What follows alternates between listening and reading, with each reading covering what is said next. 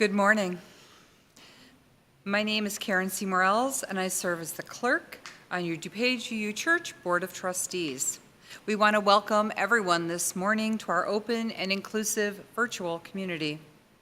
As Unitarian Universalists, we hold that there are many spiritual paths to truth and meaning, and we pledge to support one another as we walk these paths. We are so glad you were able to find us and join us for our live stream service this morning. Please check the church website at dupageuchurch.org for updates.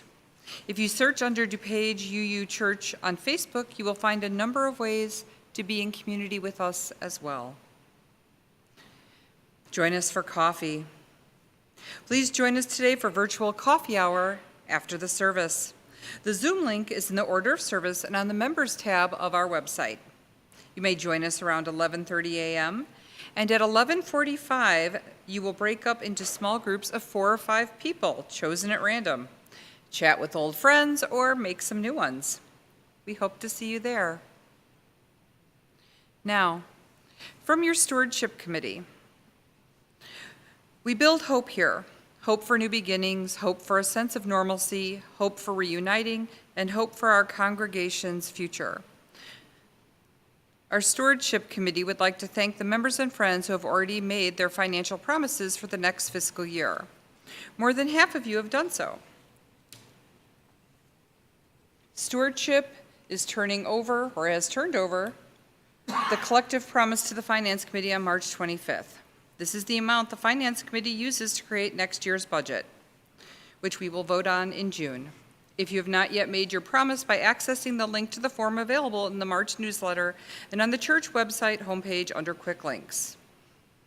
In the next week, or this week, a steward will reach out to you to offer any assistance you might need in making your church year promise. Everyone's promise, regardless of amount, counts, as everyone here counts. Remember, we build hope here together.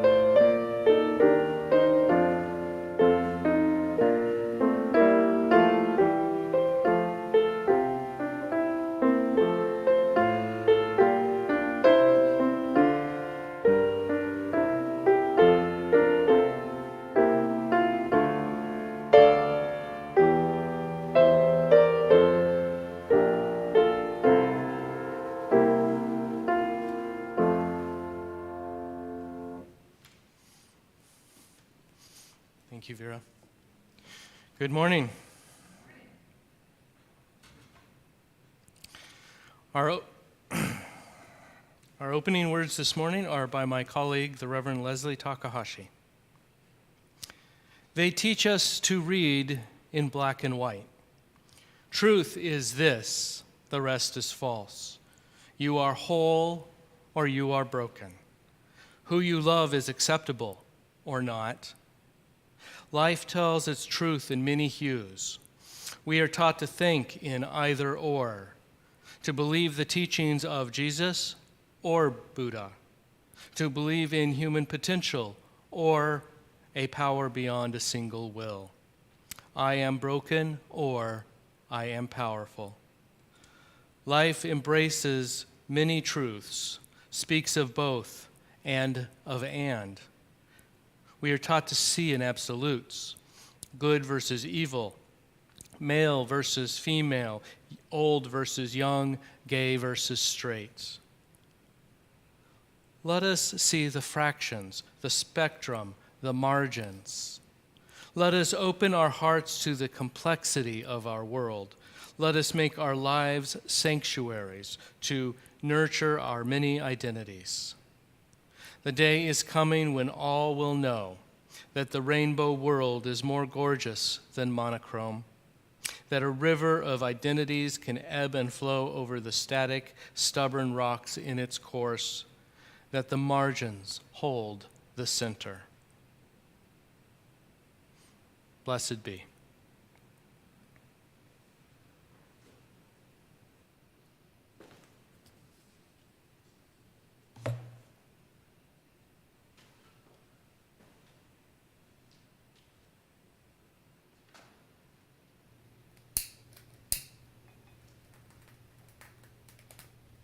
I light this chalice for our living tradition that draws from Jewish and Christian teachings, which call us to respond to God's love by loving our neighbors as ourselves.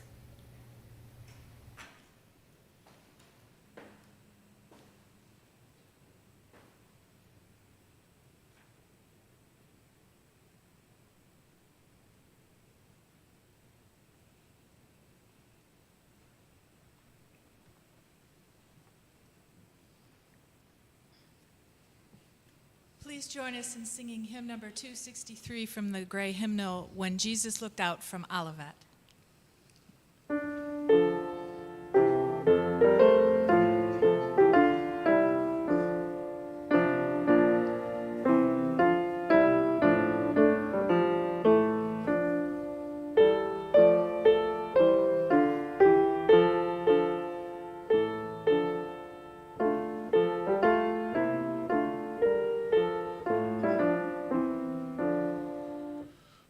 When Jesus looked from Olivet on city gold with towers white, with sudden grief his eyes grew wet, and soon his weeping drowned his sight. He found the dream of prophets past, of justice crowning every head, now shattered by the truth of Christ, by children lost by lack of bread. They cried, Hosanna on that day, while strewing palms upon the path. But who was sighing all the way, and what the nature of his wrath?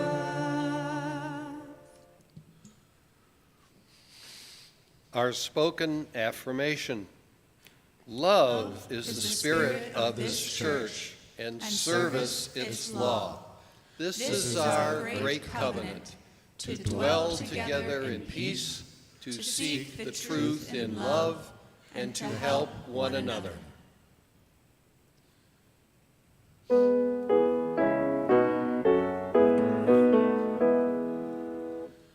From all who dwell below the skies, let songs of hope and faith arise.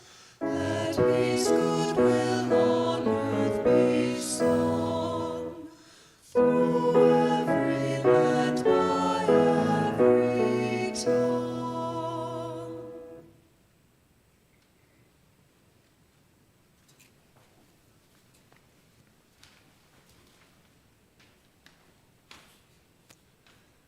It is time to gather. Today I have a story that comes from the Gospel of Luke and was put together as a story by Sophia Lyon-Foz. It is Jesus at a wedding party. And Jesus was a carpenter by trade, and his father before him had been a carpenter all of his life. Everybody expected that Jesus also would always become a carpenter. But to their surprise, Jesus decided to give up his carpentering and even to leave home to become a traveling teacher. How he earned his living, we do not know. Besides teaching, he may have done some kind of work with his hands. And since he never stayed long in any one place, he probably had to be ready to do almost anything. In his traveling around, however, Jesus made a great number of friends. And there were people in almost every town who were willing to give him a bite to eat and a place to sleep. And as Jesus became more widely known, people even clamored for a chance to have him in their homes. So Jesus was not like our teachers today. He had no schoolhouse. His pupils were grown-up people. His teachings were done anywhere people wanted to sit down and talk. Sometimes this would be at a dinner table. Sometimes it would be outdoors on a hillside, or it might even be in the marketplace in the evening after the hurly-burly of the marketing is over. People liked Jesus because he was interested in the things that they did and the things that they knew about, such as fishing and farming and building and even baking bread. They could tell he was interested by the way he talked. They also liked the kinds of stories that he told, nor were they afraid of him. He made them feel easy with him.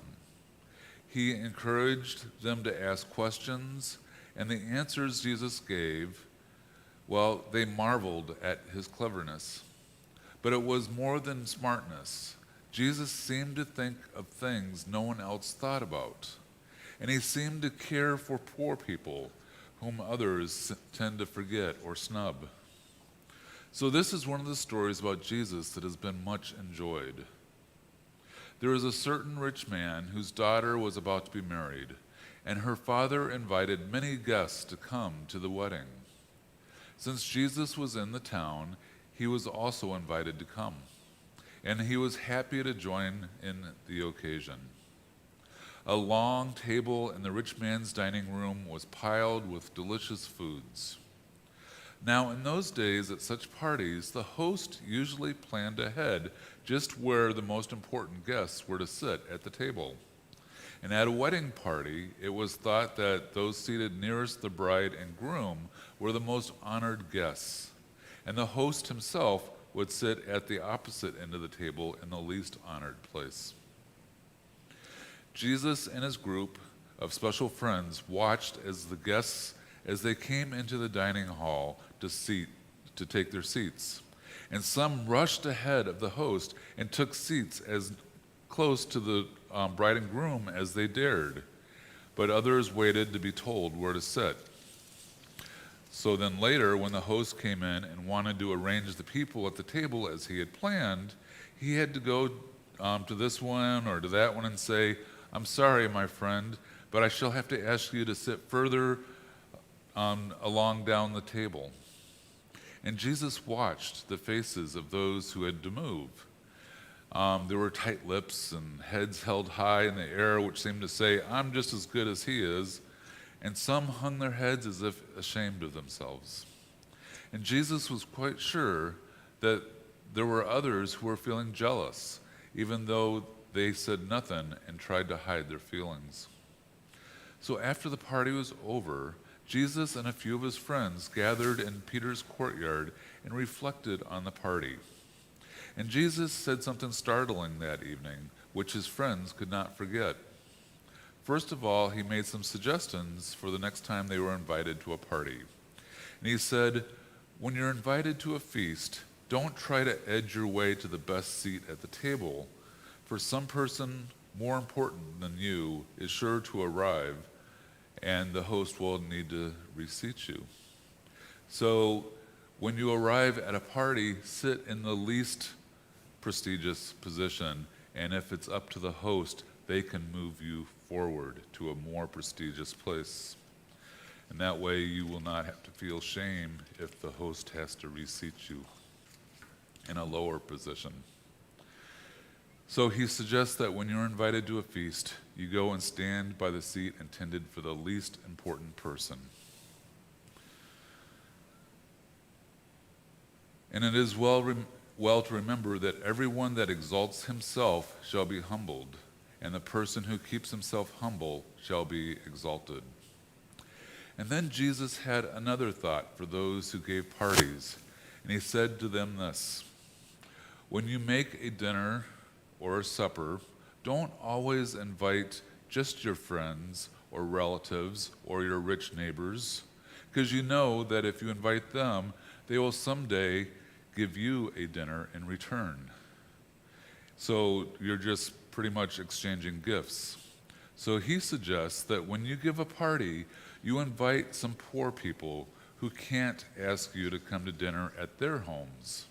Ask a lame person or a blind person who can't prepare a meal for you. They won't pay you back with a dinner, but you will feel happy in seeing their enjoyment, and you will find that in the long run, you will be rewarded. So if you love only those who love you, what thanks should you be given for that? And if you do good only to those who do good to you, what thanks should you be given for that? Even bad people do that. Let us, in our kindness, be like God, the Father of us all. Remember, he makes the sun shine on good and bad alike. He sends rain both on the just and the unjust. Let us then include in our kindness everybody, as God does.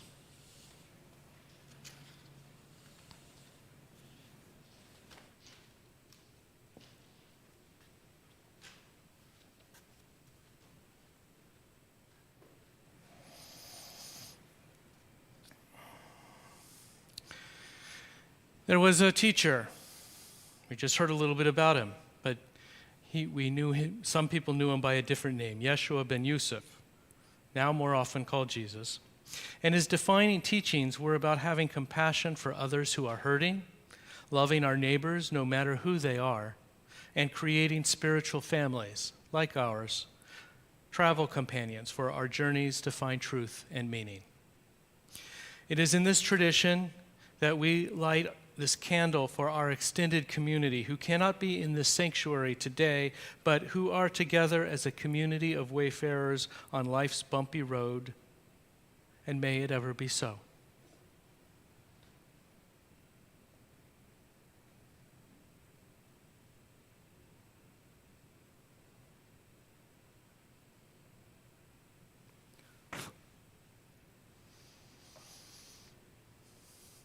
Our opening hymn it's not the opening hymn, but our second hymn is Spirit of Life. It's number 123 in the Gray Hymnal.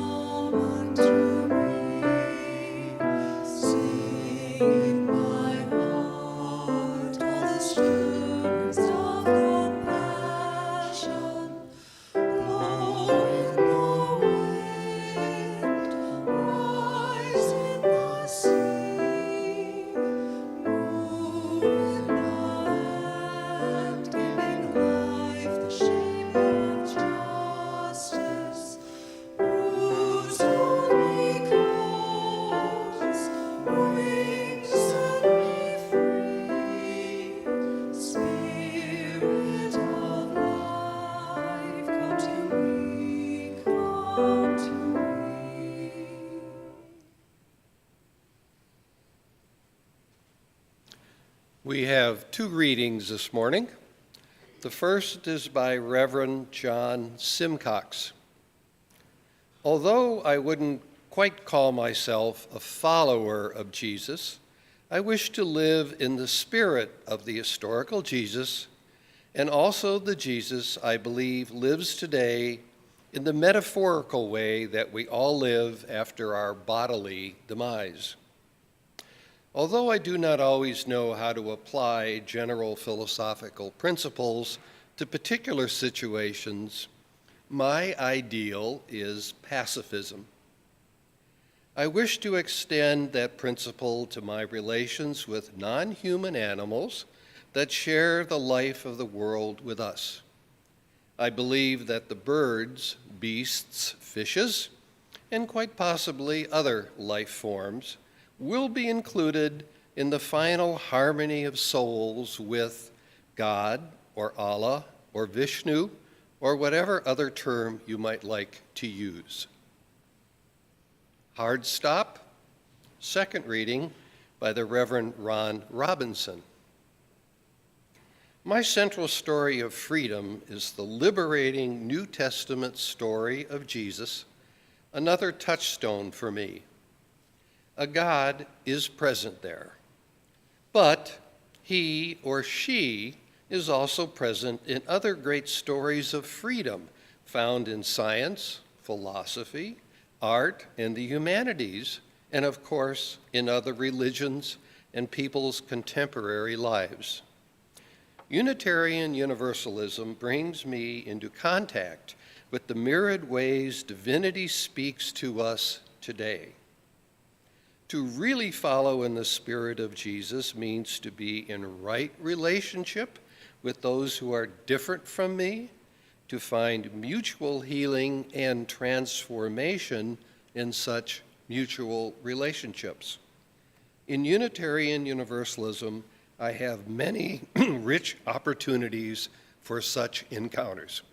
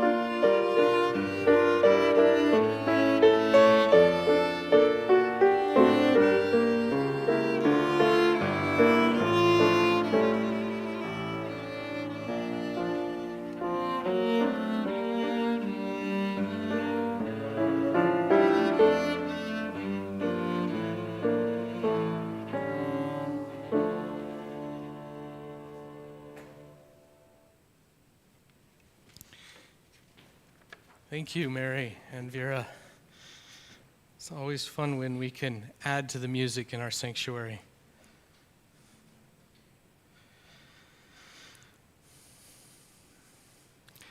Today, I am going to tell you a story about a very human life of a man 2,000 years ago, a certain rabbi named Yeshua ben Yosef. Rabbi is the Hebrew word for teacher, and Yeshua was the Aramaic form of Jesus. Ben Yosef means the son of Yusuf, or Joseph, which is an important distinction to consider today, that Yeshua was the son of Yusuf rather than the only son of God. In my personal theology, I don't believe there is any person that is more the child of God than any other person. So if there is a God, then I believe that Yeshua was a son of God. However, to be more specific, I also believe that you are a son or daughter of God, because I believe we all are. I believe in the holiness of all life, including all people. And that's just about all I'm going to say about God for today. To paraphrase Jeremy Bentham, it rests with every person of the religion of Jesus to settle in himself to which of the two religions, that of Jesus or that of Paul, to which they will adhere. Today, I'm not going to talk about the Christos, the anointed one that is the basis for Pauline Christianity. Instead, I'm going to tell a story about a Jewish teacher that lived in the first century and how he might have lived his life. I could have just as easily called this sermon Jesus the Teacher, the life and times of the real dude, because I'm talking about a human being worthy of our attention. It is often difficult for us to separate the identity of a man, Yeshua, from a godlike figure called Christ. There has been so much mythology built up over the centuries that it is difficult to see the history buried in the story. The Apostle Paul was almost single-handedly responsible for obscuring the history with all of the mystical mumbo-jumbo that he added 100 years after the death of Yeshua. Today, let's imagine a time in the first century over in the deserts of the Middle East. Let's imagine this humble man, a carpenter named Yusuf, and his young wife, Mari. Times were hard for this young couple, which was just trying to make their way in the world. Yusuf worked hard on building houses and furniture, which you have to admit is quite a feat in an area where trees don't grow so well. They had quite a time of it because the Jewish priests had not blessed their relationship yet at the time that Mari had become pregnant. Perhaps you can imagine the distress of this teenage girl who realized that she was pregnant, yet her parents and the powerful priests had not given her permission to marry.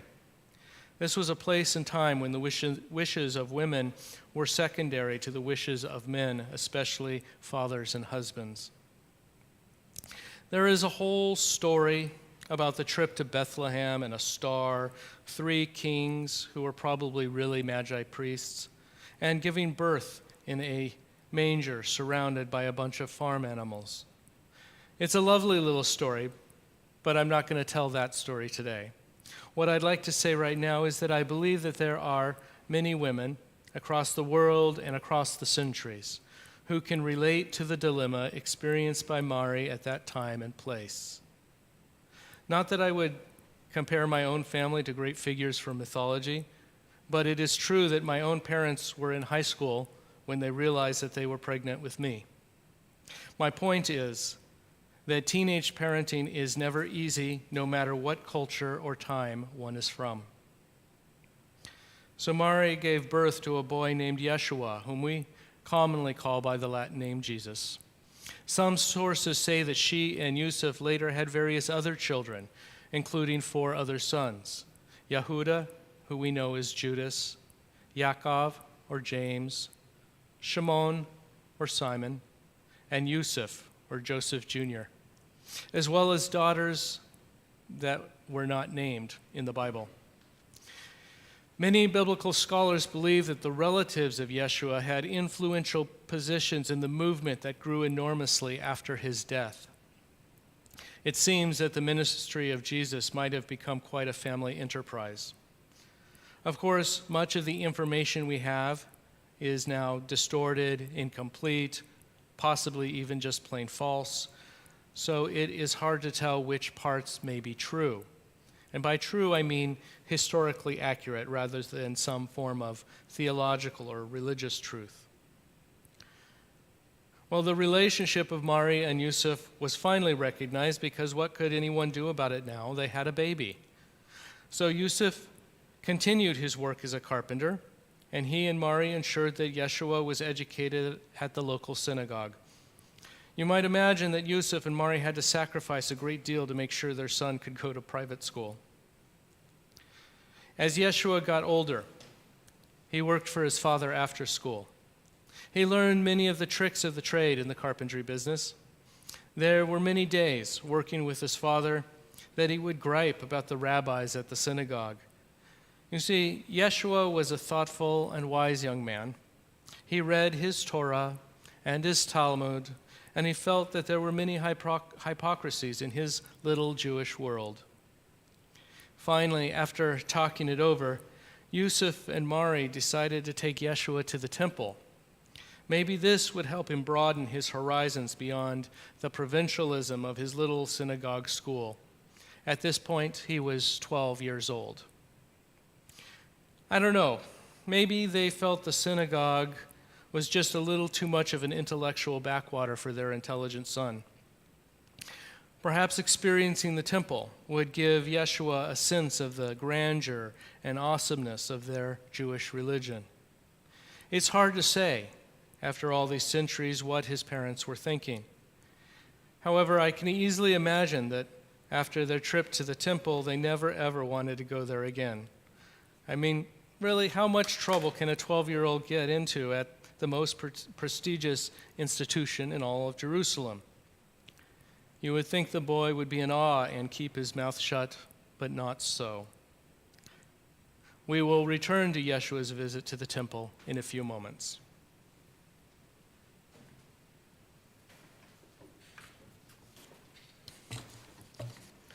Jesus typically taught in parables. By actual count, 11 of his 40 parables were about money or used money as a way to teach us spiritual truths. Why did Jesus seem to care so much about financial matters?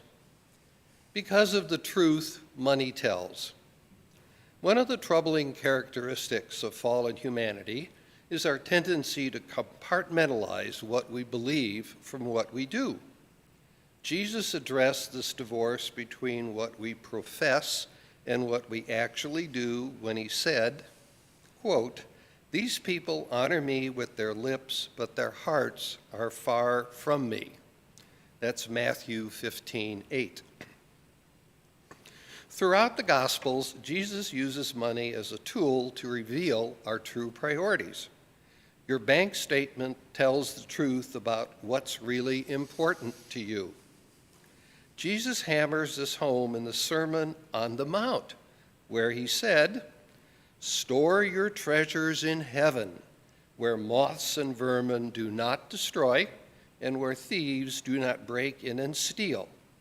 For where your treasure is, there your heart will also be." In this spirit, our morning offering will now be given.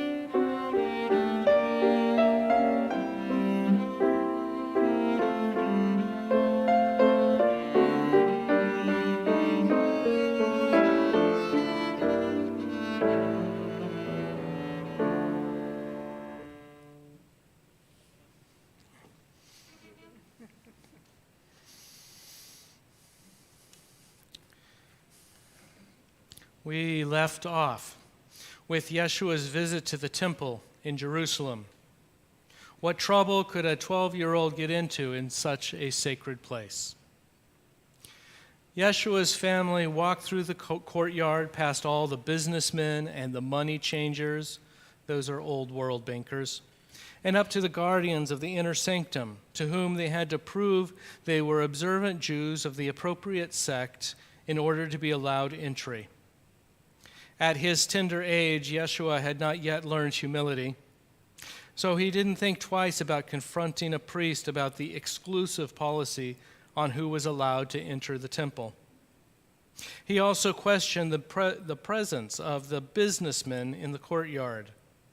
He felt like it was totally inappropriate to be doing business right outside the sanctuary. And the priest rolled his eyes and said something like, "Oy vey, you'll understand when you're older, son."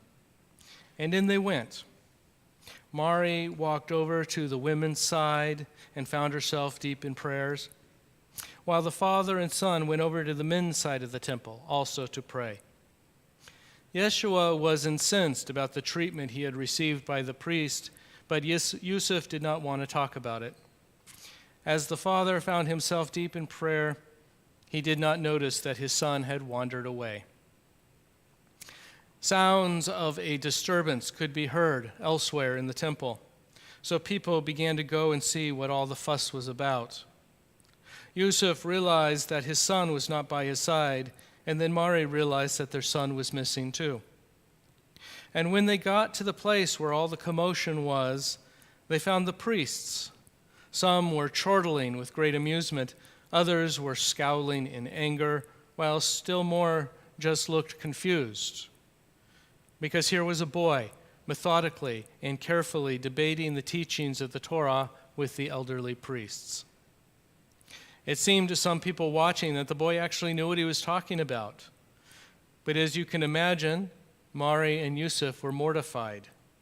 They were embarrassed by the pure hubris exhibited by this man-child who dared confront the priests.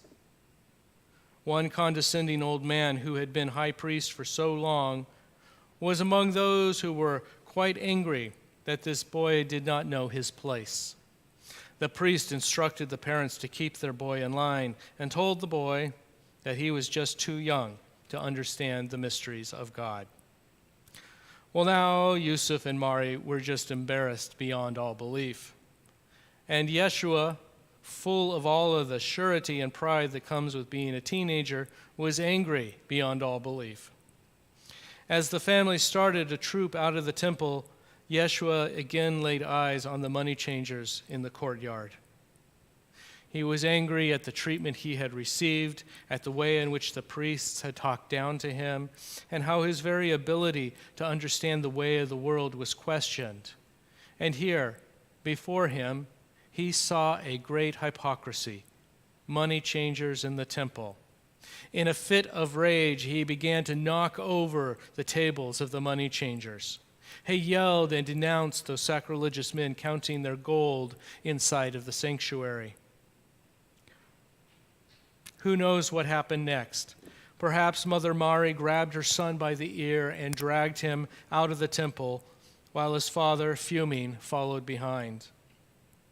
Of course, like all families, they must have gotten over this.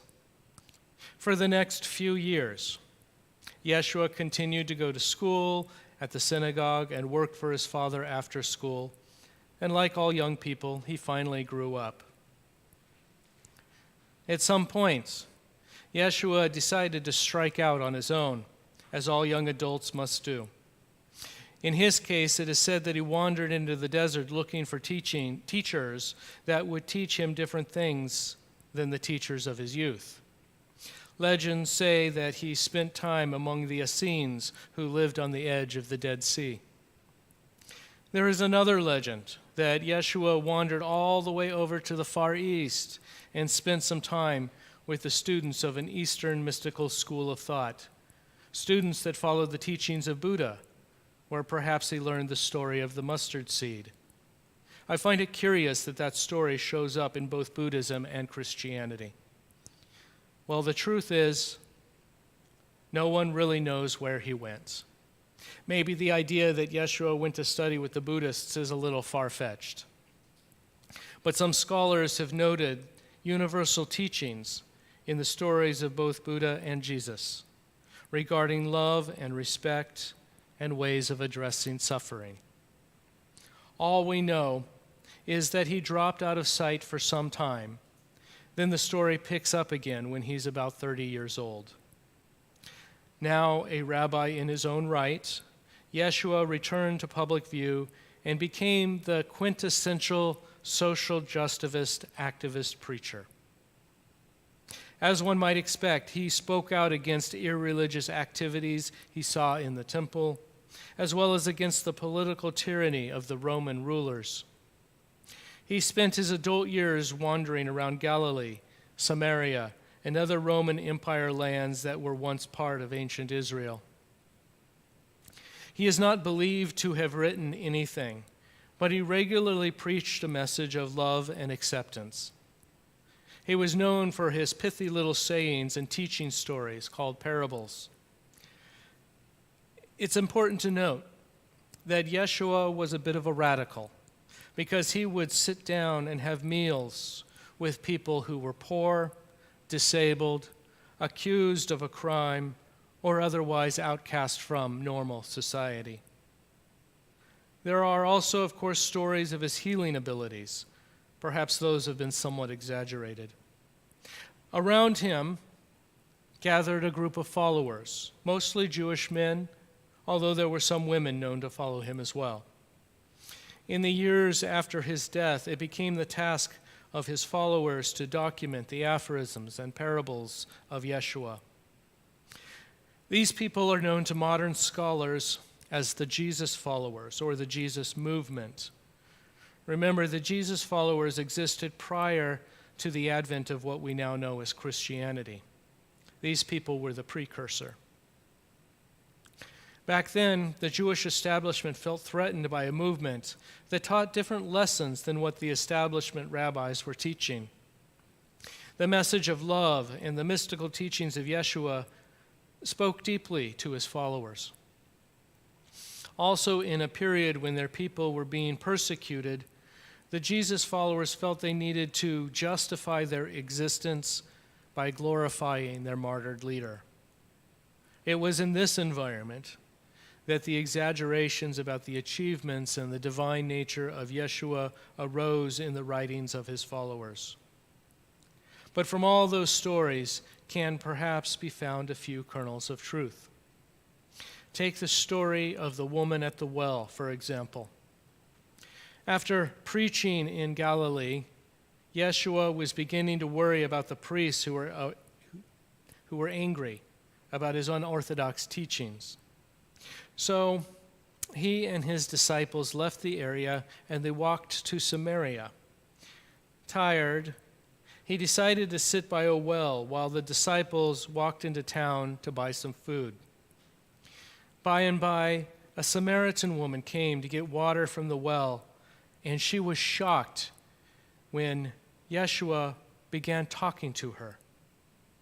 In their culture, a man did not speak to a woman he did not know, nor would a Galilean Jew speak to a Samaritan, as they were from competing sects of Judaism.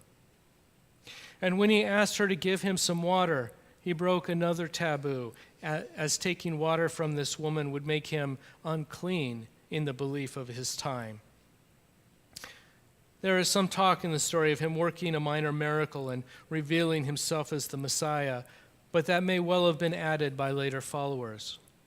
What is extraordinary in this story was that he was indeed a radical. Against the norms of his society, he spoke to a woman, a Samaritan even, and asked a favor of her to give him some water. In a rigid society, breaking the taboos of the temple priests was forbidden, and when his disciples returned, they were new enough in following him to still be shocked that he would have done something like this. But I think they got over it. They learned that this woman Yeshua spoke with was just a woman. She had led a hard life, but she was a faithful Jew, although of a different sect than the disciples. But they learned from her about the Samaritan temple, different than the Jerusalem temple. And Yeshua taught that God did not reside in only one temple, but that he could be worshiped anywhere. In fact, a temple wasn't even really necessary. And he taught that the Samaritan people were just as worthy of respect as any other people. And finally, he also taught that women are not unclean simply by virtue of being women. Yes, for his rigid society, he really was a radical social justice activist. Today I told a story about a humble teacher who wandered through the desert towns of a land long ago and far away. He was a simple man who lived an honorable life. All the dogma and mystical rituals were to be invented later. To be honest, I believe that Christianity was the invention of a man named Paul, not Jesus. Paul lived 100 years later and came from a city, Tarsus, in modern-day Turkey. He never actually knew Yeshua, nor did he grow up near Jerusalem. He was a foreign Jew that turned his back on the religion of his family to create a new one. Paul did imitate Yeshua, though, in that he also wandered far and wide. He taught his version of the story of Yeshua, but many believe that that had little resemblance to the real life of the real dude. And the rest is history. Let us learn from the life of a humble teacher who taught us to love our neighbor as ourselves, to respect all people, and to practice love as our primary religion. May it ever be so, and blessed be you all. Our closing hymn is number 95 in the gray hymnal, There Is More Love Somewhere.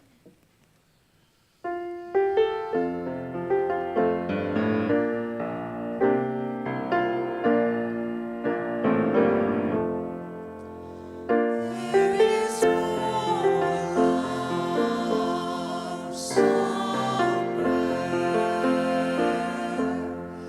There is more love somewhere.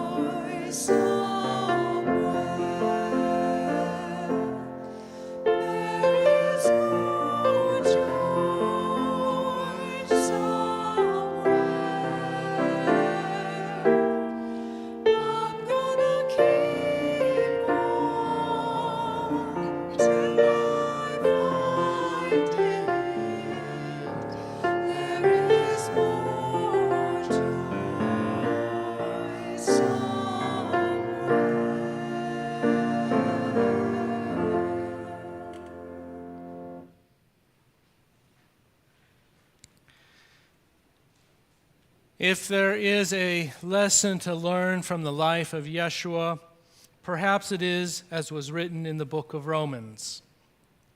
Do not be conformed to this world, but be transformed by the renewing of your minds. Let's not accept all that is unfair and unjust, saying to ourselves that's just the way it is. Instead, let's tackle those things that are wrong and make them right again. There is only one way to accomplish such a thing, and that is by working together.